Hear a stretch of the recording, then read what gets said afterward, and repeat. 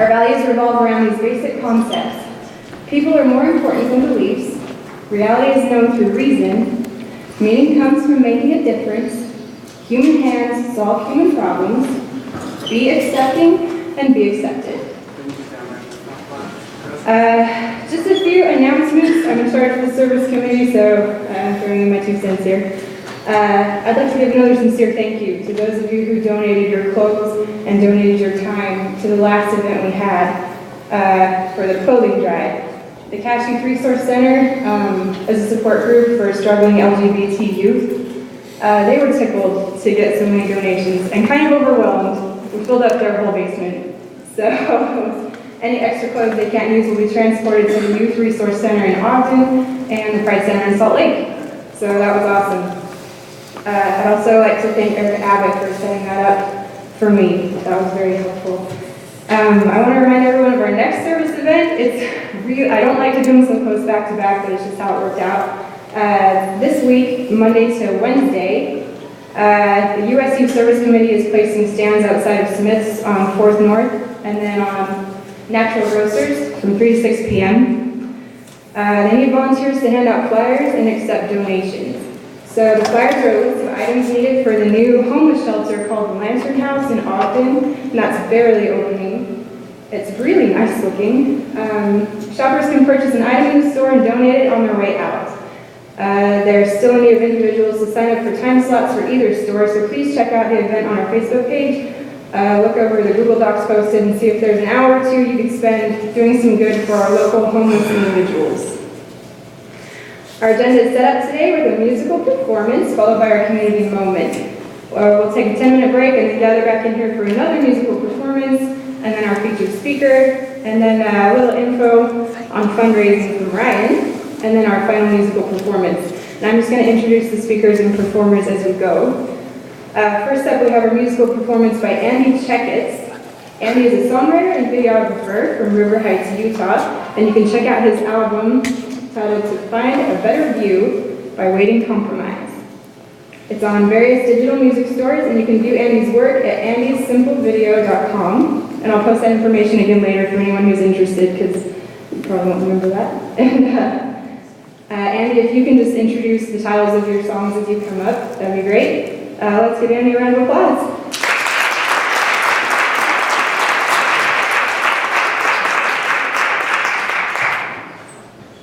Hey guys.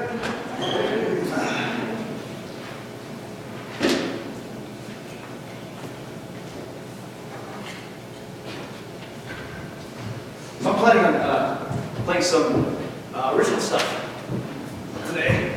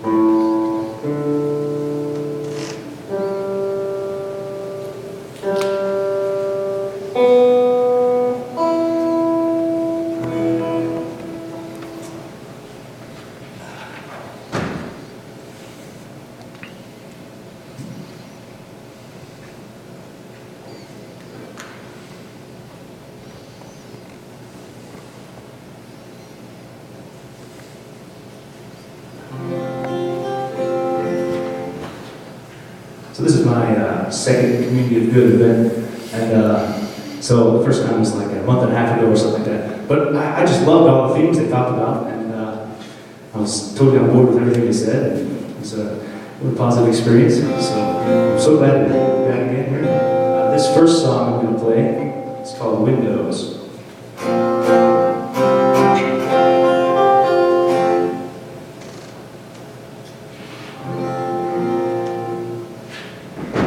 It's kind of about like overcoming depression. I was, coming from a darker place and trying to find the light.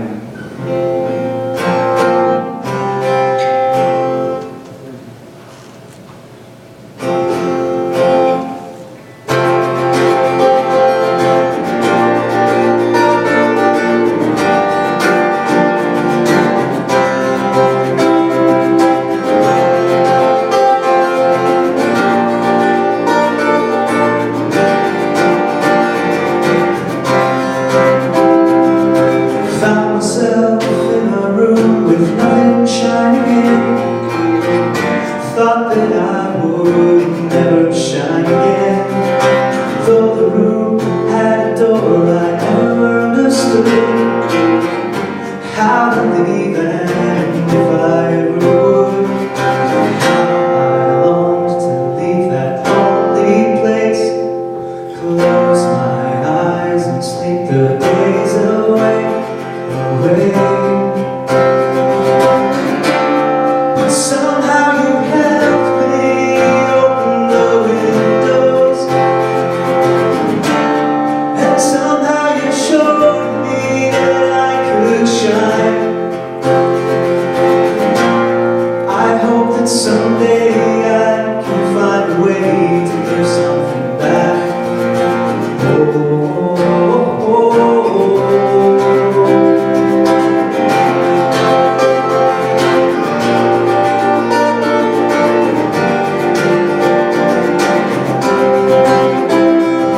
I told myself that I was wrong all along, and everything I'd ever done was nothing all along. I couldn't see the things I used to see, love the things I used to love. Those songs that once were part of me, you never seemed enough.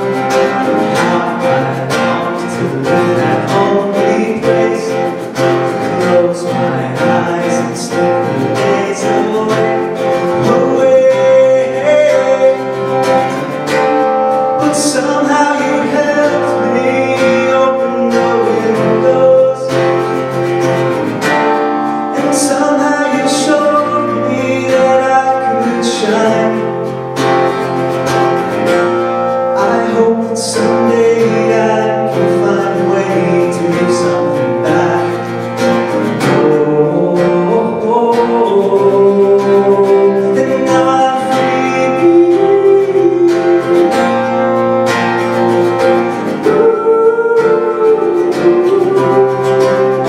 And now I'm free.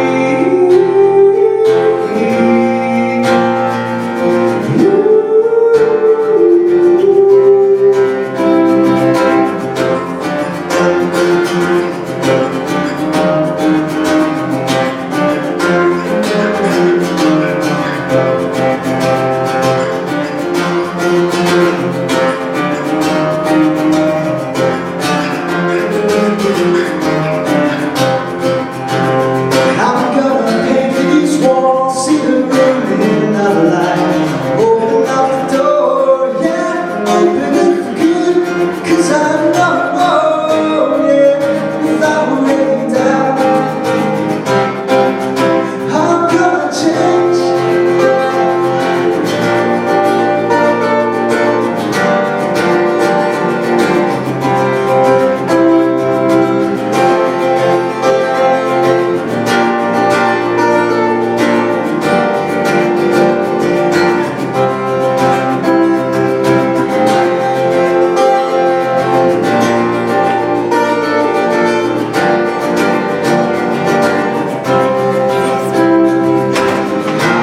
I longed to leave that lonely place, close my eyes and sleep the days away, away. But somehow you helped me open the windows. Oh, somehow you showed me that I could shine. I hope that someday I can find a way to give something back to you. And now I'm free.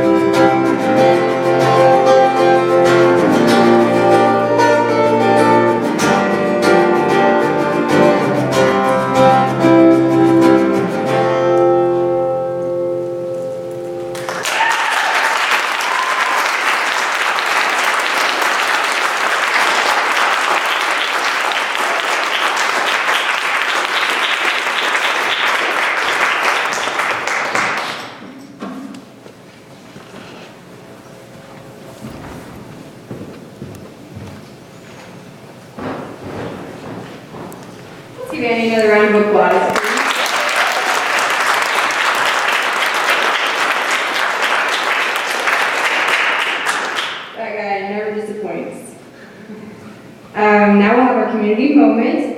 A community moment in Oasis is time for someone to share something they've learned or their journey through life.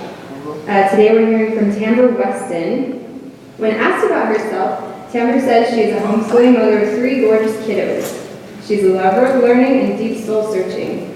She says that she is vulnerable, passionate, authentic, and hopelessly flawed. And she added, I am real and I am enough. Here's Tamber.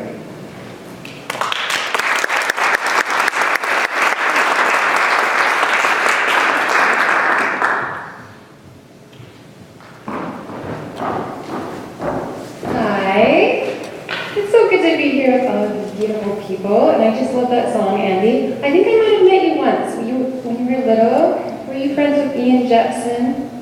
Oh, does he like backflips and stuff? Yeah, he brought you to primary, and we were the teachers, my husband and I. Yeah, that's awesome. That makes you feel pretty old. I love the new name that we've taken on of Oasis. I love like the imagery of a lush green space in an arid desert. You know, this watering hole, this safe place that we can all gather together and share friendships and ideas. So today I wanted to share an idea that's been kind of important to me on my journey through life. Okay, so a while back I read an article that had a study in it where they studied non-religious secular families. And the researchers were really surprised by what they found because they found that secular parents actually do a really good job.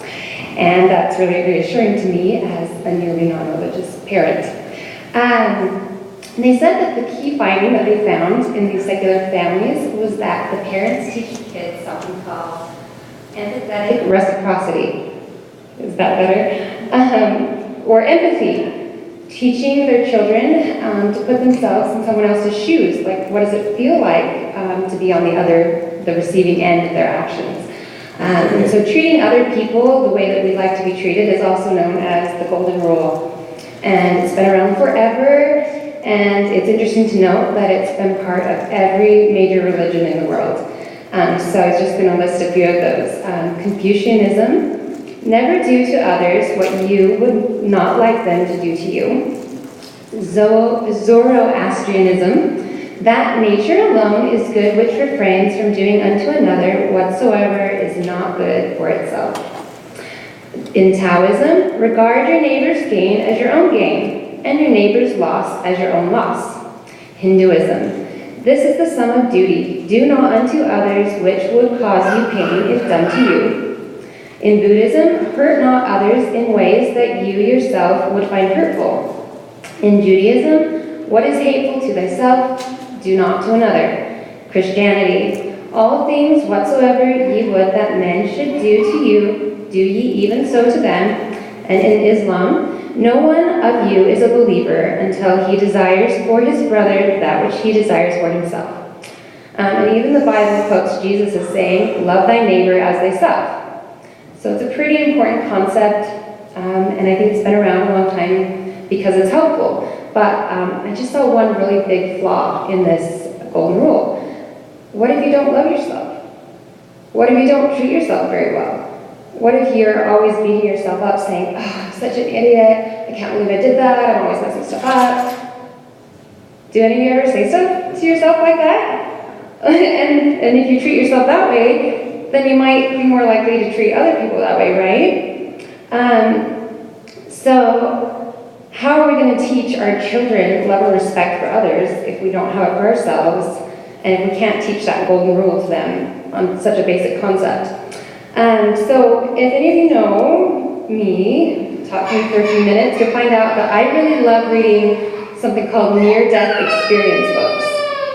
So books written by people who experienced clinical death and then returned, and they share what they learned from the experience. It's been really powerful in my life in teaching me, like, in dying you learn how to live.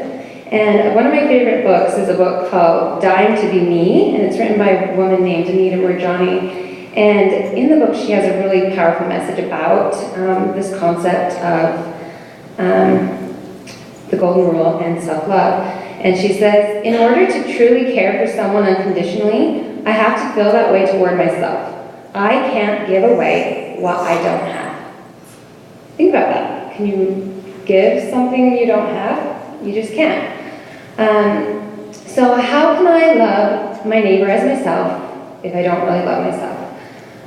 So I had to think about that and really start cultivating love for myself, because I grew up in a family and in a culture that was really perfectionistic, I guess, and never feeling good enough. And then if I'm never good enough for myself, no one else is ever good enough for me, and it just continues. So I just had to stop and think, okay, how do I love myself? What does self-love and self-care even look like? Does it mean like indulging all the time and pampering myself, or buying anything and everything I want, or just doing whatever I want?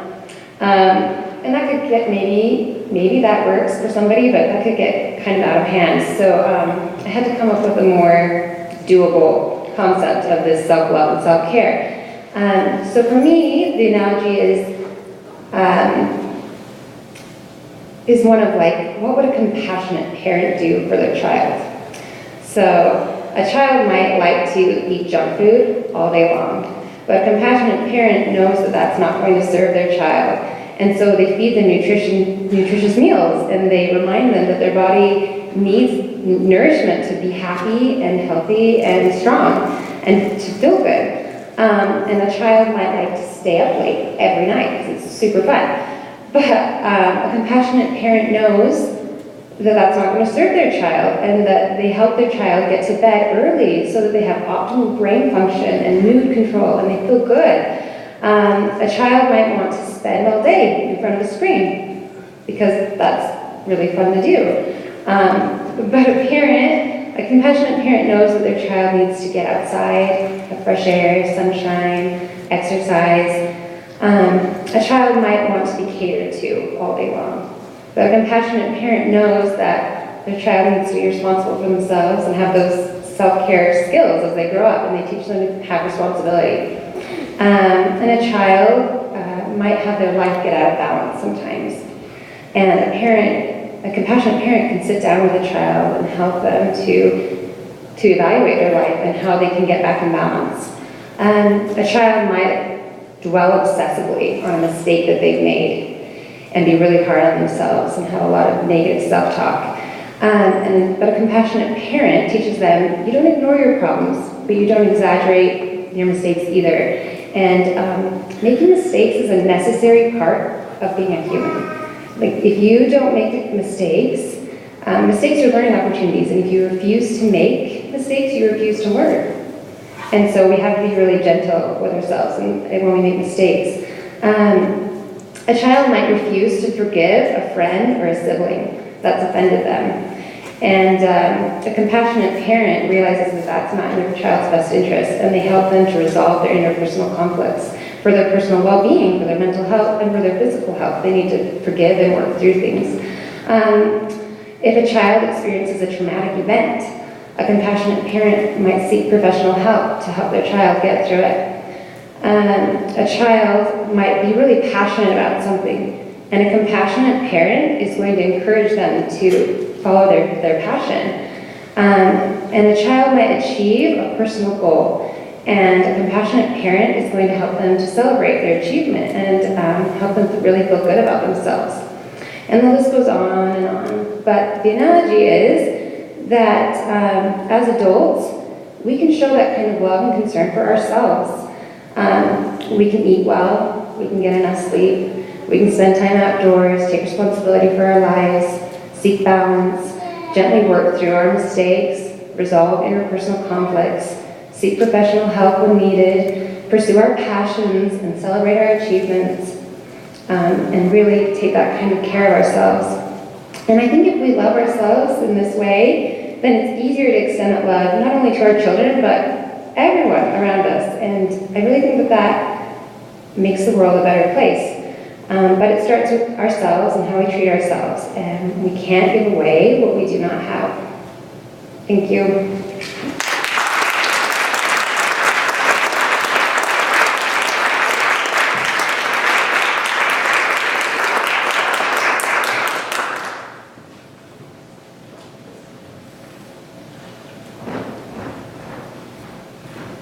Thank you so much, Tamber, for your wisdom. That was fantastic. And I love reading near-death experiences myself. I think there's a lot to learn from those, just so you guys know. We'll go ahead and take a short 10-minute break, and we'll grab a snack, and we'll meet back here for the main speaker.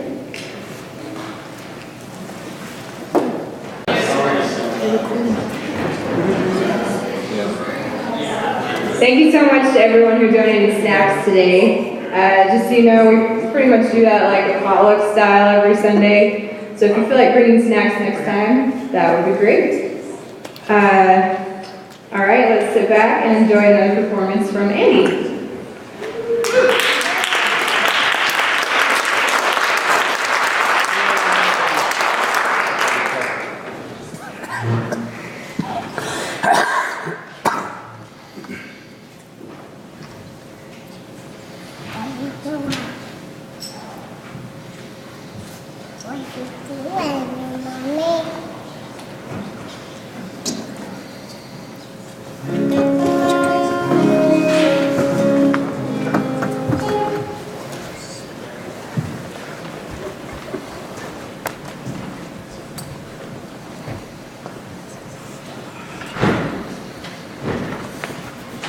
I got so lucky today. I'm so happy to get to share more of my songs. This is so fun.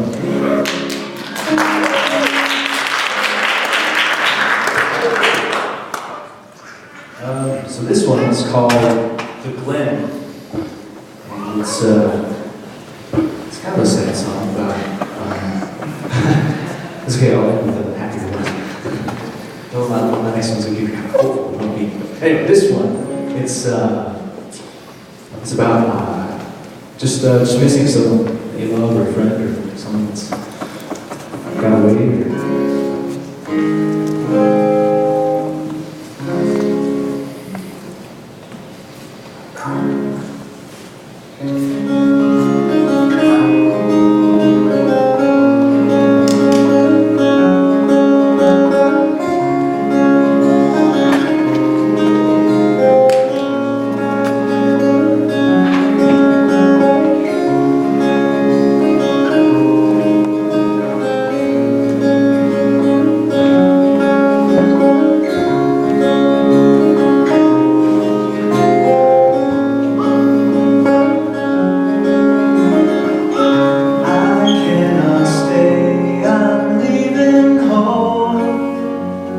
These were the words you gave me when you left this town. Now it seems like all the answers are miles and miles away from me.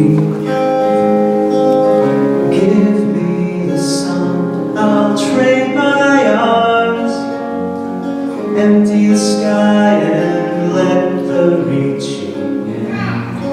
At last, all the days that lie before me descend into the black of night. Whoa, whoa, whoa.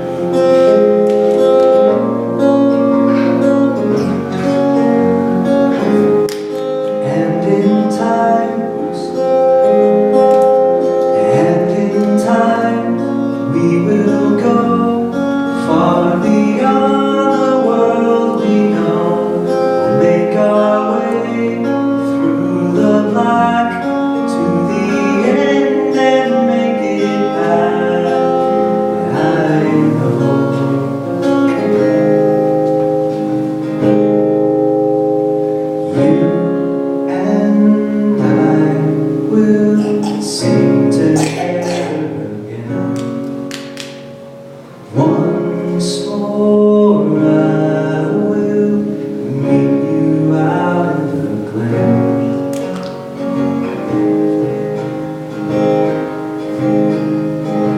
It's been kind of fun to try. I want to have you guys just sing those two lines for a little while. So I'll sing them a couple more times so you can the words of the tune. So it goes like this.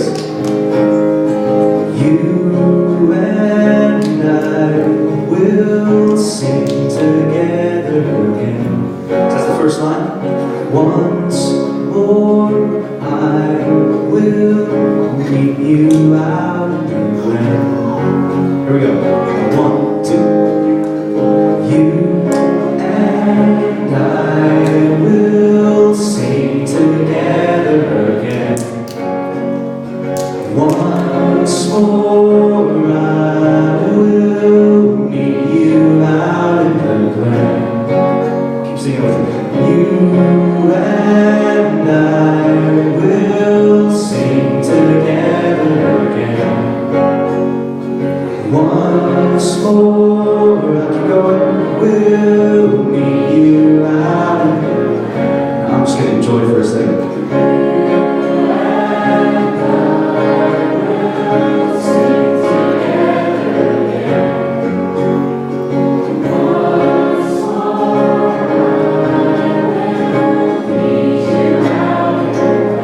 So cool. Just a couple more times. You and I will sing together again. Once more I will meet you out in the glen. You and I will sing together again. Once more I will meet you out in the glen. All right, thanks.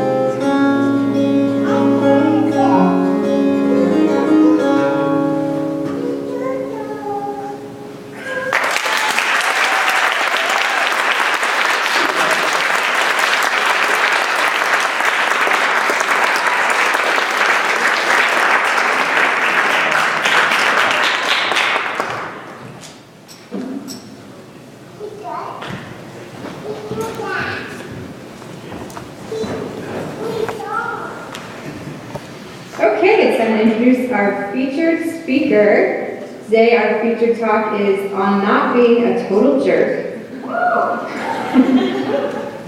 By Tanner Gilliland, sorry. When asked how we should introduce Tanner, he said he is a collection of protons, neutrons, and electrons whose identity has been entirely shaped by various genetic and environmental factors. He enjoys homeostasis and dancing. And with that, here's our very own vertebrate, Tanner.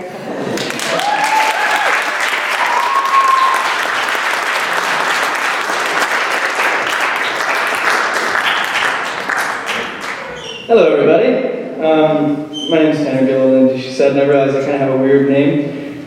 Growing up, my favorite public speaker was a man by the name of John By the Way. Some of you are probably a little bit familiar with John By the Way, and as you can tell, John By the Way has kind of a funny last name, and so because of his name, everybody makes fun of his name. They always tell him jokes, and it's got to the point where he's heard them all, and so every time he gives a talk, he spends the first 10 minutes talking about his name and telling all the jokes that he's heard. Because he's anticipating them, and like, you don't have to make the jokes, I've already heard them all. That's great, because it's a great icebreaker for his talks, and I always thought that I wish I could do the same thing with my name. So sometimes I do that, even though people don't make fun of my first name because it's a fairly normal name, but I like to pretend. So, every once in a while people will say, "Hi, who are you?" And I'll say, "I'm Tanner, yes, like someone who works with leather.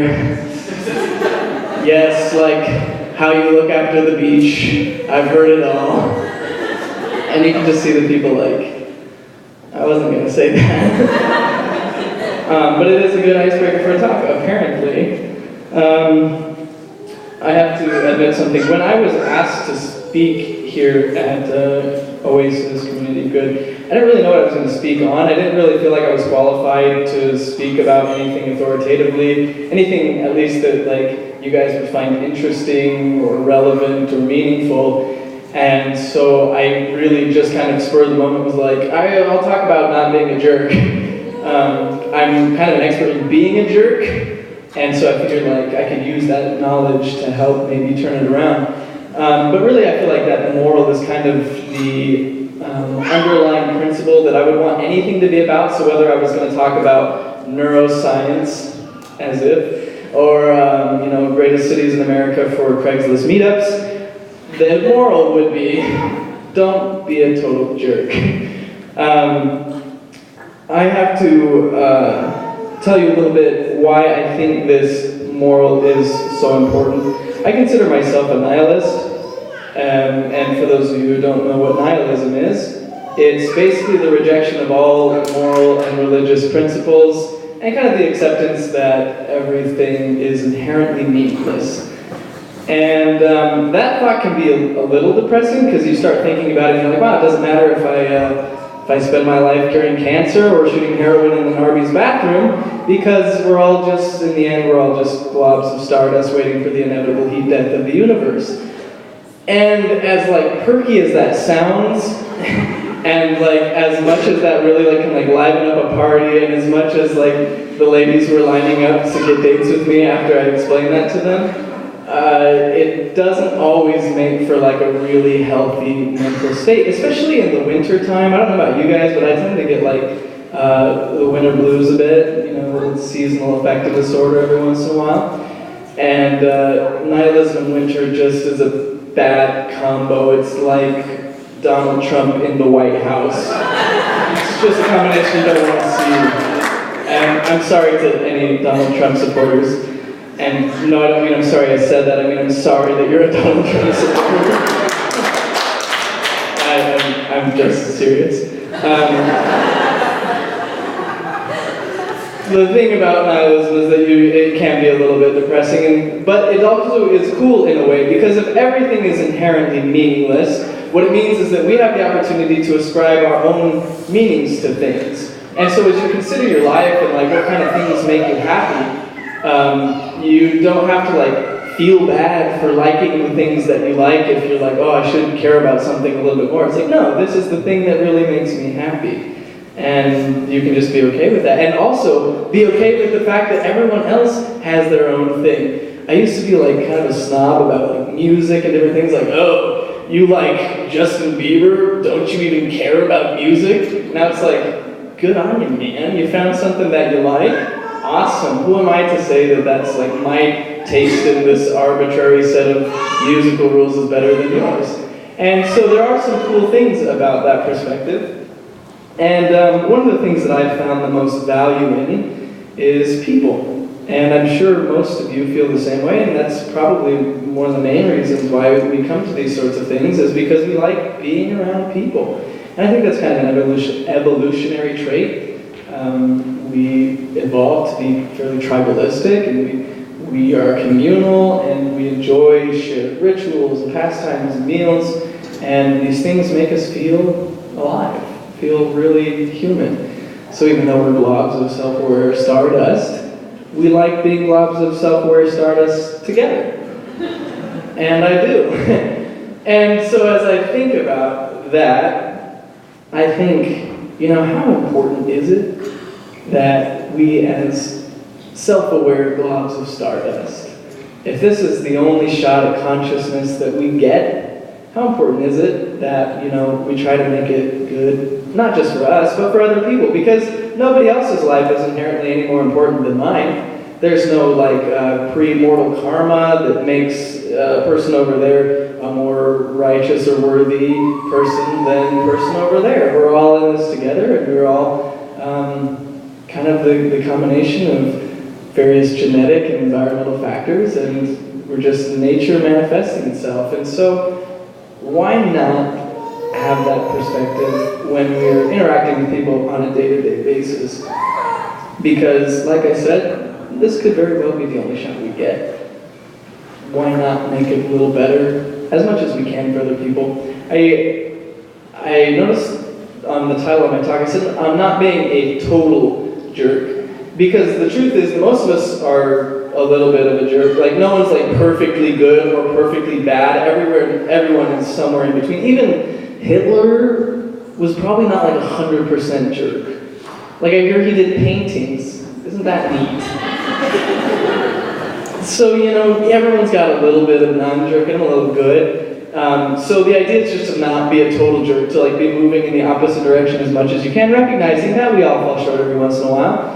But the purpose of my talk is like some maybe a little bit of practical suggestions for moving toward the side of non-jerkiness and helping our little daily interactions be better with the people around us, because we all deserve it. No one is inherently more deserving than another. And, you know, life is just kind of a complex series of events, and we can't always be in everyone's head knowing what they're going through at every exact minute. The guy who cut you off could be racing to deliver, to pick up his wife to go deliver their baby. You don't know what's happening. And so, like, if we can give everyone maybe the benefit of the doubt, I think the world would be a happier place, and we can enjoy this, our, 40 to 80 years, this blob of Subway stardust and happiness. So, as I said, I wanted to go over a couple of the practical things. My degree was in communication, and that's the degree for people who can't do math. So we're not going to be talking about math, but we will be talking a little bit about communication. Some of my favorite courses through my experience as an undergrad was interpersonal communication, because I felt like it was very practical. You learn just like how to communicate in a way that validates other people and doesn't send unwanted messages. Because we do that a lot, right? Like, we read into things maybe a little too much. And these are good evolutionary traits that we've inherited, because, back in the day, it's like, oh, you see something that looks kind of like a lion. Is it a lion? I don't know, but my body needs to react in such a way that I'm like hightailing it out of there, and I survive that way. Nowadays, we don't need that as much, but it's still a part of us. So like, someone says something and you immediately get defensive about it, because that's the way your body's been like evolved to behave, and maybe like have that fight or flight response. But maybe that's not always the best case when you're just like trying to have a conversation with another human being. So I wanted to talk about a few things that we can do to not be a total jerk, to make people a little bit happier when we interact with them. The first one is to call people by their names. You can get online and read various studies that neuroscientists and psychologists have done that show that when we hear our own name, our brain just kind of lights up more than hearing anybody else's name. I remember working as a golf cart attendant at a country club in my hometown, and I was kind of like the very bottom of the totem pole there. And sometimes people would treat me with disrespect because it was the bottom of the totem pole, and they were really rich and drunk, and they could pretty much say whatever they wanted because I was an employee and they were the customer. And that was kind of a bummer sometimes, but occasionally someone would see my name tag and they'd say, "Hey, Tanner."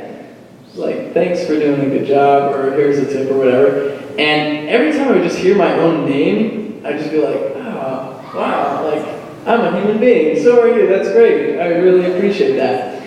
And so that's just like a little thing that people can do. How often are you at the grocery store or at a restaurant and you are interacting with an employee, and maybe just calling them by their name might make a little bit of their difference in their day, because especially in like retail and grocery stores and things like that, people have to deal with like a lot of just really crappy stuff. And doing like a little thing to not be a total jerk like that could really just change the course of someone's day. And that could really mean a lot because someone could really be having a bad day.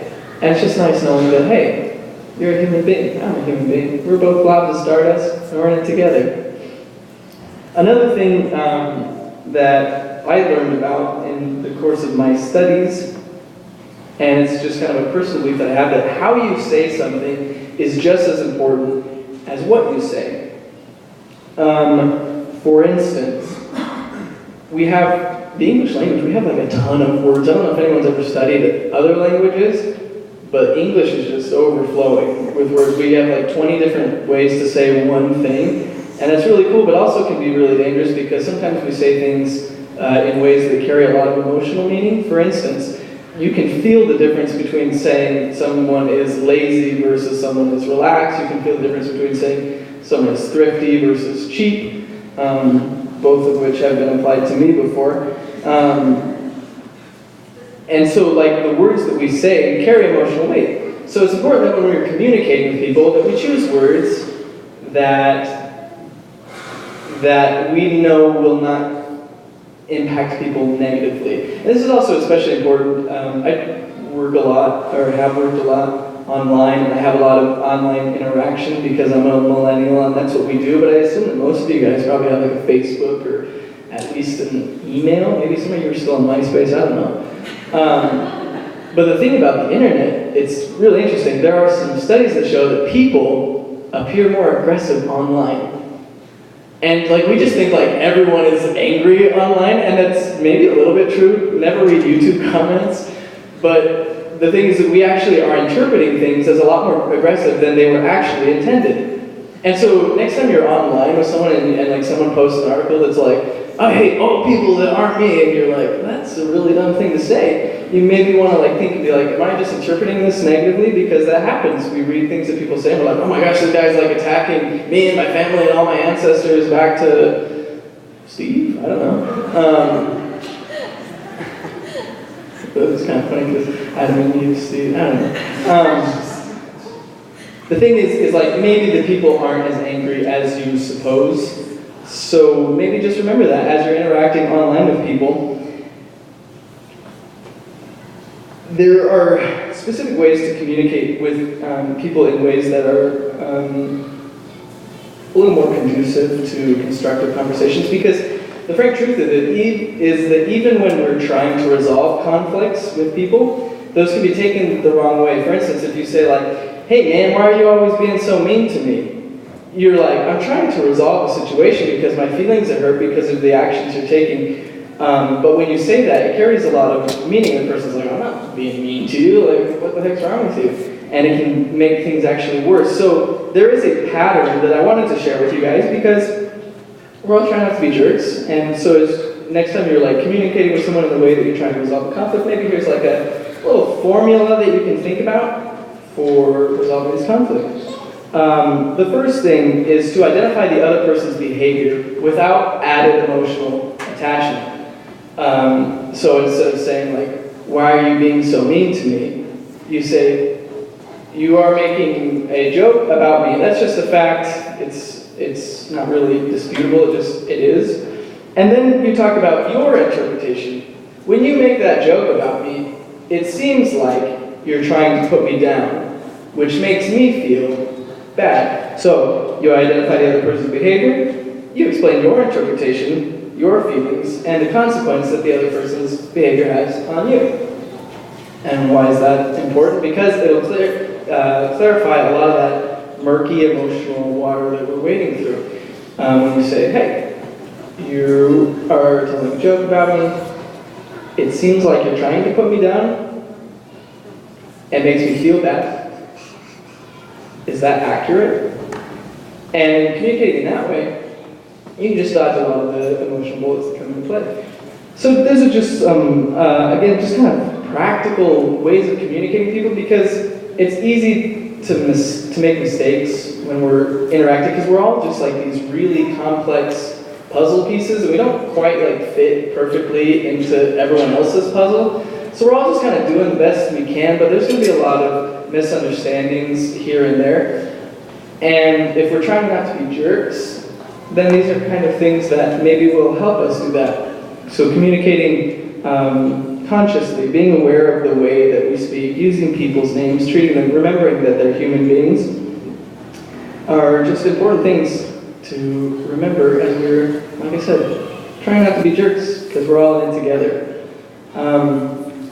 As I said kind of in the beginning, I really think that there's just a lot of beauty in the human existence, and if you think about it, most people feel justified in what they're doing. Like, I don't know anyone who's consciously trying to be a terrible person. Everyone's just kind of doing the best that they can, even if, like, they seem terrible, horrible people, like, even if they are Donald Trump and they're saying all these, like, hurtful, offensive things. Even in Donald Trump's mind, he's like, of course I make total sense, of course I'm doing the right thing. And so you have to remember that when you're interacting with people, like, everyone's just kind of doing the best they can, in the same way that I am. And so forgiveness and giving people a little leeway really should go a long way in our day-to-day interactions.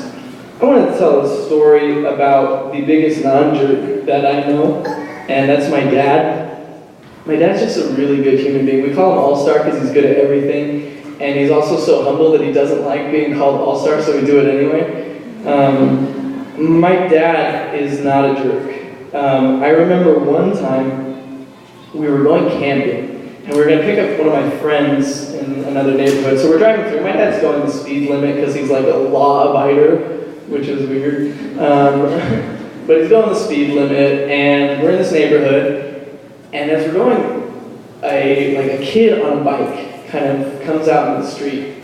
And my dad like slows down a little bit and kind of swerves. Well, the kid's dad was right there, and he runs out and goes, "Hey, just slow down!" And my dad goes, "I'm just going the speed limit!" And then the guy yelled some obscenity, and we kept driving. And I'm like a really non-confrontational person generally, like I just like, hey, can't we all just get along? And like that for me was just like, oh, someone yelled at my dad, my dad is perfect, what are you thinking? Like, this is crazy, like, don't hurt his feelings, he's a perfect human.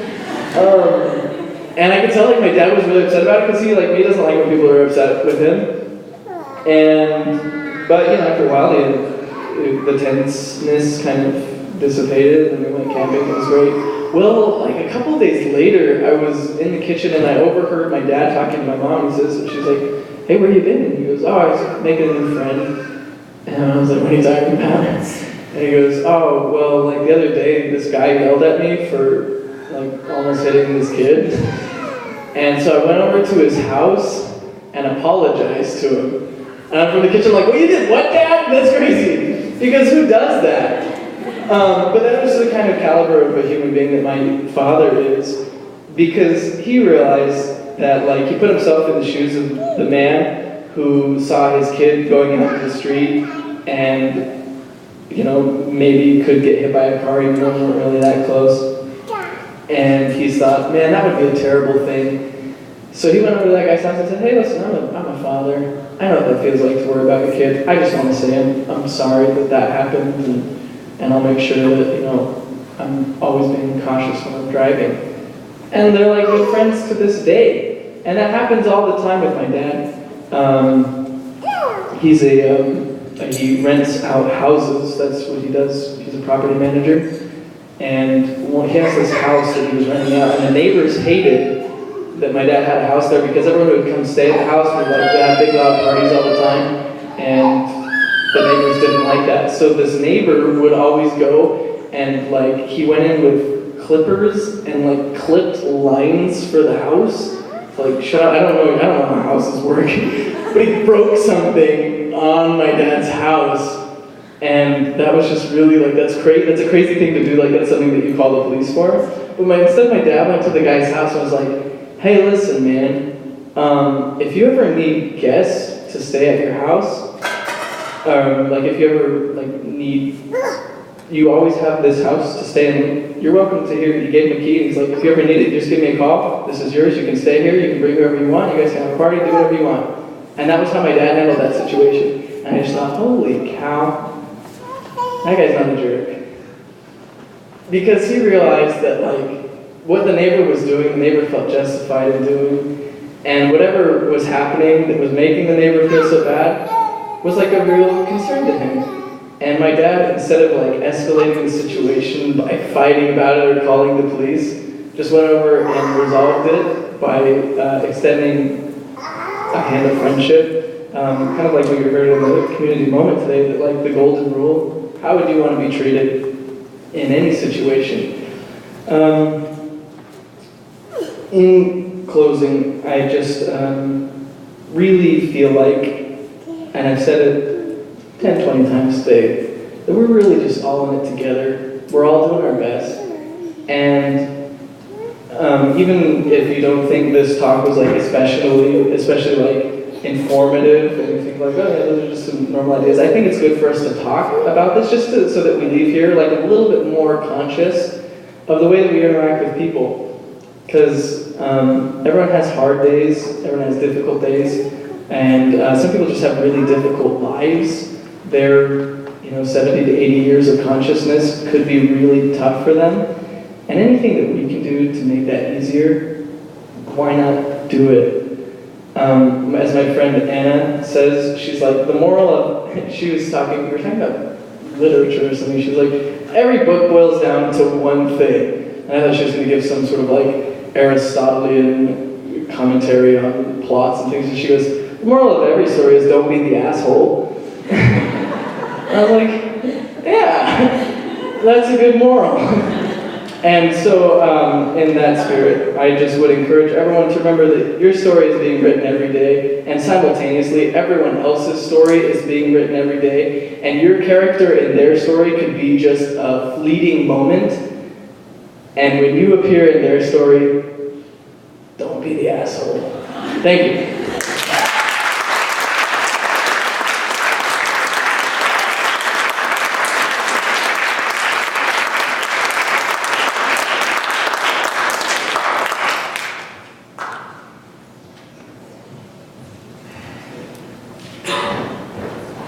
We give another round of applause for Tamara.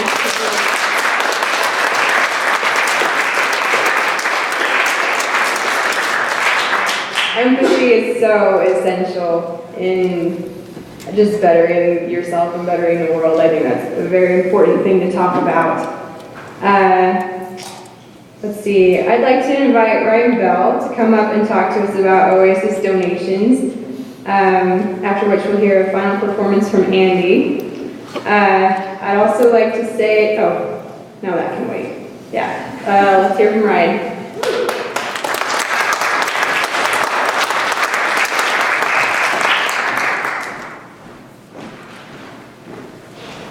First of all, thanks to everyone who participated today. It was awesome. Good talk. And I remember to try not to be the asshole for sure.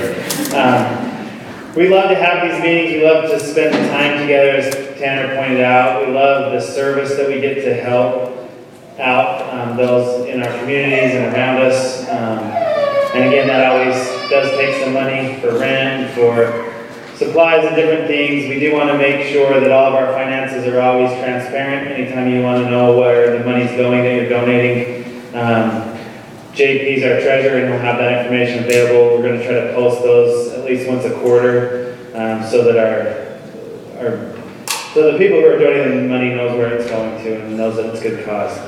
So we're going to ask again, if you can, please donate money so that we can keep this going, so that we can keep spending time together and keep helping those people around us. That's what Oasis is all about. So we're going to have our musical number now, and we've started to pass the donation box around. If you can put some funds in there, we'd really appreciate that.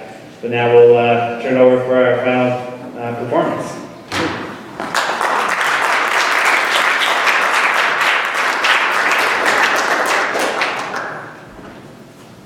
Hey Ryan, Yes, do you want to mention the PayPal email that people can use?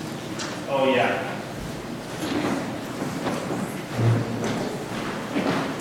Yeah, also, if you're a millennial and don't carry cash anymore and don't really know what that is, because it's all just cards, right?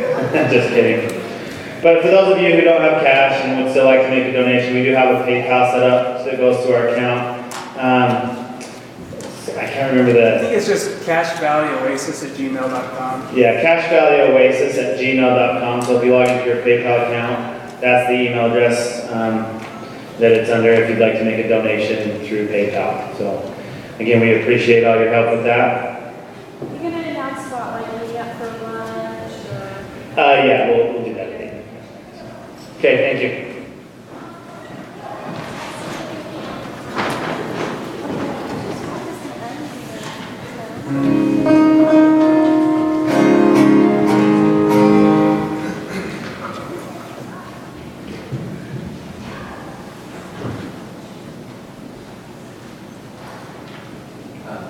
I just want to say thanks again, Tanner. I just loved what you had to say. I just found it so interesting. I think you're just, just so well spoken. And yeah, I just love everything you had to say. So.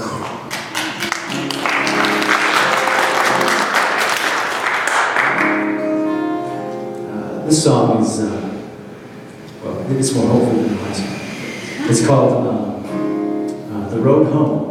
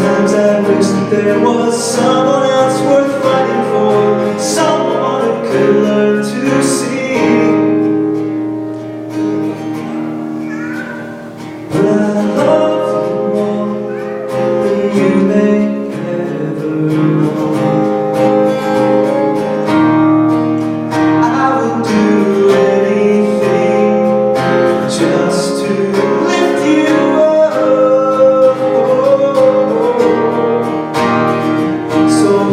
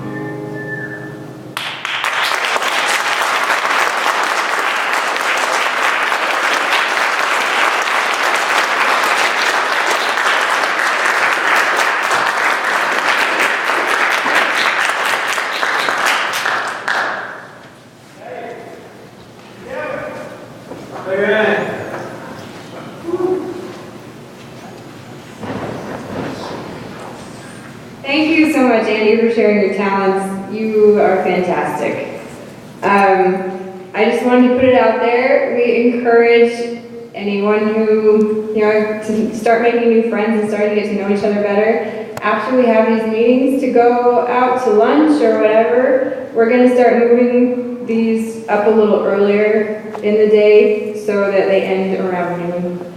So anyway, we just encourage that. Most of our events and stuff will be posted on Facebook, so check that so you can stay posted. Thank you so much for coming and have a great week.